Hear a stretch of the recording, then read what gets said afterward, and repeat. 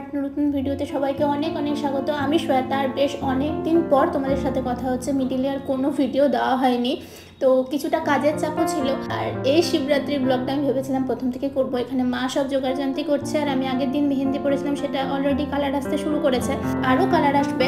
এটা হলো রাত্রিবেলা পড়েছিলাম, মানে তার আগের দিন সন্ধ্যাবেলা। অনেক পিন্টারেস্ট গুগল ঘেটে এই ডিজাইনটা পছন্দ হলো, এই ডিজাইনটাই পড়লাম। তো এখানে আমরা জল ঢালতে যাব, তো তাই জন্য মা সব জিনিসপত্র জোগাড় করছিল। শিবরাত্রির আগের দিনই মা বাজার থেকে সব ধুতরা ফুল, তারপরে আরও যা যা লাগে, ফুল ফল, তারপরে আকন্দ ফুলের মালা, এই যে এটা একটা আমার জন্য, একটা মায়ের জন্য। মা একটা পরাবে মালা, আমি একটা পরাবো মালা, ঠাকুরকে কিনে এনেছিল, তাই আমার ভীষণ সুন্দর লাগছিল এই মালাটা দেখতে।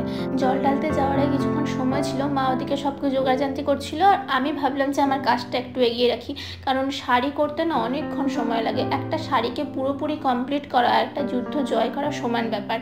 আর এই শাড়িটাতে অনেকটা ভরাট কাজ ছিল বলে আরও সময় লেগেছে।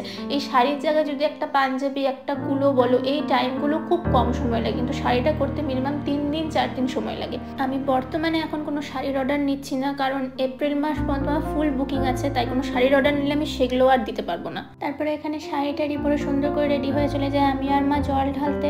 গত 3 বছর হলো আমি শিবরাত্রির উপাস করছি, মানে আমি আর মা। আমার মা আগে কোনোদিনও শিবরাত্রির উপাস করেনি, কারণ শিবরাত্রির সময় বলতো যে মাধ্যমিক পরীক্ষা পড়তো, তো দিদা কোনোদিনও করতে দেয়নি, তো সেই হিসাবে মায়ের আর কোনোদিনও ধরাও হয়নি। কিন্তু আজ থেকে 3 বছর আগে আমার মনে হয়েছিল যে না, শিবরাত্রির উপাসটা একটু রাখি। তো তার সাথে আমার মাও বললো ঠিক আছে, তুই যখন করবি তাহলে আমিও করি, তাহলে ধরাও হয়ে যাবে।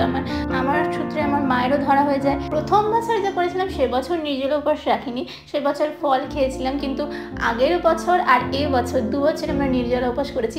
প্রথমত ভাবছিলাম হয়তো করতে পারবো না, তারপরে দেখলাম যে না, কিছু মনেই হচ্ছে না যে আমি জল খেয়ে নাই বা এতক্ষণ জল খাইনি। বেসিক্যালি আমি অনেক জল খাই সারাদিন, কিন্তু আমার মা কিন্তু প্রথম থেকেই বলতো যে ঠাকুরের নামে থাকলে না কিছু বোঝা যায় না, যে তুই জল না খেয়ে আছিস বা কিছু না খেয়ে আছিস, এরকম কিছুই মনে হবে না, তুই মনে হবে হ্যাঁ ফিট অ্যান্ড ফাইন, কিছু মনে হবে না। তো আমি এখন নিজে করি বলে রিয়েলাইজ করতে পারি সত্যিই তাই ভাই, হয়তো এটা ঠাকুরের মাহাত্ম্য। আর ইদানিং ফোনের থ্রুতে না আমি একটা জিনিস দেখেছি ইন্টারনেটে, কিভাবে শিবলিঙ্গে জল দিতে হয়।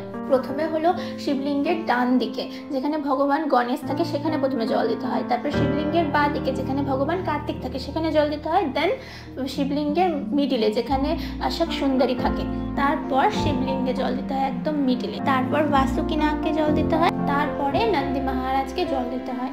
জানি না এই কথাটা সত্যি কিনা, কিন্তু যখন জেনেছি তখন ভেবেছিলাম যে এইভাবেই জল দেবো। বলছিল যে শাস্ত্রে এই নিয়মটা লেখা আছে এবং পণ্ডিতরাও এইভাবে জল ঢালার নিয়মটা বলে।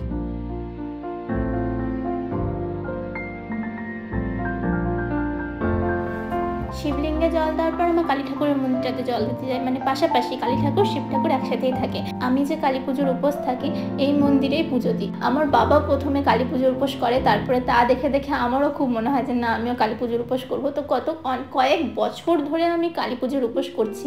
তো এই মন্দিরে আমি পুজো দিতে আসি আমি, আমার বাবা। বেশ অনেক রাত হয়ে যায়, কিন্তু আমার বাবা এই মন্দিরেই পুজো দেবে। এটা আমাদের থানার কালী, থানার মধ্যে কালী ঠাকুরের মন্দিরটা আছে। আমার বাবা যেদিন থেকে কালী পুজোর উপাস করে সেদিন থেকে এই মন্দিরেই পুজো দেয় বলে আমিও বাবার সাথে এই মন্দিরেই পুজো দিতে আসি। সেই কালী পুজোর উপোস থেকেছিলাম তখন মন্দিরে এসেছিলাম, আর শিবরাত্রির উপোস থেকেছি তখন মন্দিরে এসেছি। আর এখানে ফুলগুলো দেখো, একদম দিল ছুঁয়ে যাবে, এত সুন্দর ফুলগুলো ফুটে আছে, সেই বড় বড় একদম থোকা থোকা হয়ে আছে, একদম বলে না জাস্ট লুকিং লাইক আ ওয়াও, একদম ওরকম। এত সুন্দর লাগছে দেখতে, ভাষায় প্রকাশ করা যাবে না। আমি জুম করে দেখাতে পারছি না কারণ এক হাতে পুজোর থালা ছিল। আর এখানে যে সূর্যমুখী ফুলগুলো দেখছো, এগুলো হলো অনেকদিন আগে ফুটেছে বলে একটু চুপসে গেছে, কিন্তু তাও দারুণ লাগছে দেখতে। ডালিয়াগুলো যে লাগছিল দেখতে, একদম সেই। আর আজকের ব্লগের সব থেকে সুন্দর পার্ট, এখানে দেখো স্বয়ং নন্দী মহারাজ মনে হচ্ছে চলে এসছে, একদম দাঁড়িয়ে আছে, সবাই খাওয়াচ্ছে, একদম বিন্দাস খাচ্ছে, কোনো কিছু করছে না, একদম এত সুন্দর লাগছে দেখতে। তো এইভাবেই দিনটা কেটেছিল। কেমন লাগলো অবশ্যই জানিও, ভালো লাগলে একটা লাইক কমেন্ট শেয়ার করে দিও। দেখা হচ্ছে খুব তাড়াতাড়ি পরের একটা মিনি ব্লগে। বাই।